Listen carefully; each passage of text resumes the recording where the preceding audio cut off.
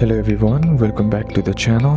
Hope you are doing well and fine, and in today's video I'll be showing you Cricut design space how to fill in color. So without wasting any time, let's just jump right on the video and make sure to watch this video till the end and follow the steps as well. To fill color in Cricut design, what you need to do is first open up your Cricut design app, and then once you're inside here, tap on the plus icon to create a new project, then tap on the text or the save button, and then once you are here, what you need to do is tap on the selected object. Now here, once that's done, click on the operation and then set it to print then cut standard. Click the color box next to the operation, choose a solid color or click pattern to fill with the design.